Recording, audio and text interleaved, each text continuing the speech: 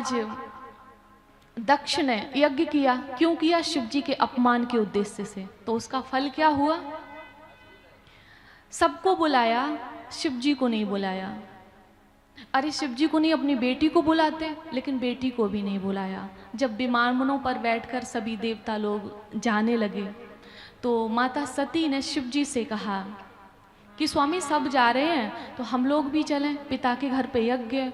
तो उन्होंने कहा कि पिता ने तो बुलाया नहीं है, तो कैसे चलोगी? बिना बुलाए तो जाना नहीं चाहिए, अब तुम्हारा विवाह हो गया है, अब तुम मेरी पत्नी हो, तो आपको ऐसे नहीं जाना चाहिए।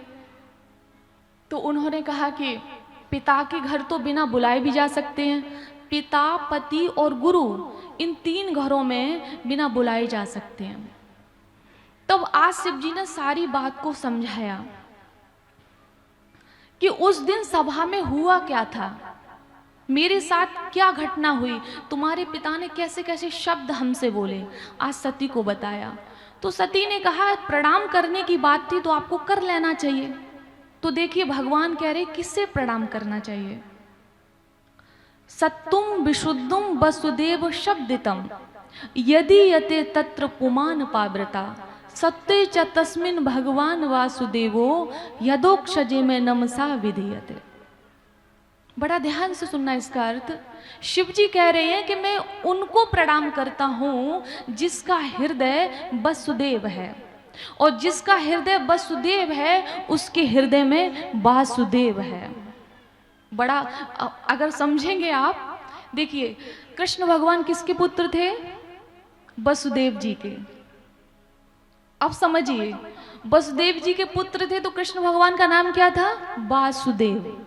तो वो ये कहते हैं कि जिसका हृदय वसुदेव है उसके हृदय में वासुदेव है, और जिसके हृदय में वासुदेव है उसको ये शिव जी प्रणाम करता है। उन्होंने ये बात बोली। तो उन्होंने कहा तो हमारे पिताजी के मतलब हृदय में क्या जहर था? उन्होंने कहा जहर नहीं था, जहर रूपी अभिमान था, और अभिमानी व्यक्ति को शिव जी कभी प्रणाम नहीं करते हैं। लेकिन माता सती फिर भी नहीं मानी। अगर आप भागवत जी को पढ़ेंगे तो उसमें 4th स्कंद में लिखा है कि उनकी मृत्यु निकट थी, और जब होनी होनहार होती है तो कहते हैं ना विनाश काले विपरीत बुद्धि, फिर उसकी बुद्धि काम नहीं करती है। शिव जी ने समझाया, मानी नहीं, और वहां पे जाके अपमान हुआ। अपमान किया, किसी ने बात नहीं की। और जब इन्होंने देखा कि उस स्थान पर सभी देवताओं के नाम के आसन है, भाग दिया जा रहा है, लेकिन मेरे पति को यज्ञ में कोई भी स्थान नहीं दिया गया है, तो इन्होंने पहले तो पिता को खूब खरी खोटी सुनाई, और सुनाने के बाद में आत्मदाह कर लिया, अपने शरीर का त्याग कर दिया। और जब ये बात शिव जी को पता चली, नारद जी तो आग लगाने का काम करते हैं, तो उन्होंने तो लगा दी, फुक कर दिया के, और कह दिया कि देख लो आपने रोका नहीं। वो पिताजी के घर पे गई, आपका अपमान बर्दाश्त नहीं हुआ, और उन्होंने क्या कहते हैं अपना शरीर त्याग दिया। लो माता सती चली गई, मरी। अब शिव जी को गुस्सा आ गया, उन्होंने जटा को उखाड़ा और जमीन में मारा। वीरभद्र प्रकट हो गए और कहा जाओ दक्ष के यज्ञ को विध्वंस कर दो जाके। वीरभद्र जाते कनकल हरिद्वार में, और वहां पर यज्ञ तो चल ही रहा था। तो पहले तो ऐसे टेंट लगा था, पूरा टेंट तोड़ दिया। जितने भी वो देवता थे वहां पर यज्ञ आदि जो करा रहे थे, किसी का हाथ तोड़ा, किसी की दाढ़ी उखाड़ दी, किसी की आंखें फोड़ दी, और जितना भी सामान खाने पीने का था सब भूत प्रेतों ने बिखेर दिया, और उसमें हाथ डाल के कर रहे थे। हर हर महादेव के वहाँ पे जयकारा लगा रहे थे। और उसने पर भी जब जी नहीं भरा तो दक्ष का सिर काटा, मतलब तोड़ा मरोड़ा, और यज्ञ में भस्म कर दिया। पूरा यज्ञ विध्वंस हो गया। क्यों हुआ? क्योंकि कोई भी धर्म का कार्य करोगे किसी के अपमान के उद्देश्य से तो वो कभी पूरा नहीं होगा। कहते हैं ना कि किसी के अपमान के उद्देश्य से जब कोई धर्म का कार्य किया जाता है तो वहां पर 3 कार्य जरूर होते हैं। दुर्भिक्षम मरणम भयम, त्रिडी तत्र भविष्यन्ति दुर्भिक्षम मरणम भयम। या तो वहां पर किसी की मृत्यु होगी, या भय उत्पन्न होगा, या फिर अकाल पड़ेगा।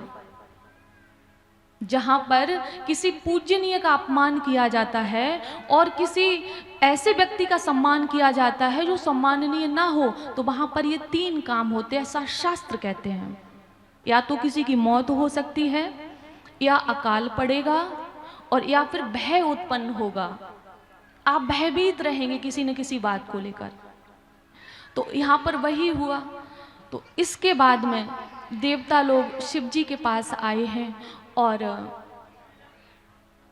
आप सभी का ध्यान बच्चों को छुपा लीजिए। बोलिए वृंदावन बिहारी लाल की जय, राधा रमण सरकार की जय।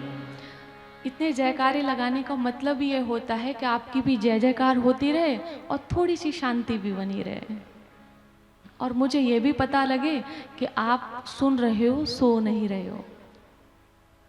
ये मेरा अपना भी स्वार्थ है कि मुझे ये पता चलता रहे कि आप सुन रहे हो। तो इसके बाद में शिव जी तो वैसे भी भोले भंडारी हैं, सीधे साधे हैं, तो उनका यज्ञ पूर्ण किया है, देवताओं के हाथ पैर भी ठीक किए, और दक्ष को पुनः जीवित किया बकरे का मुख लगाकर। इसके बाद आज दक्ष बहुत रोए और अपनी बेटी सती को बहुत याद किया। कहते हैं ना कि कोई भी गलती करने से पहले अगर जाग जाओ तो काम बन सकता है, और सब कुछ मिट्टी में मिल जाने के बाद में, सब कुछ टुकड़े टुकड़े हो जाने के बाद में अगर जागे तो उसका कोई फायदा नहीं।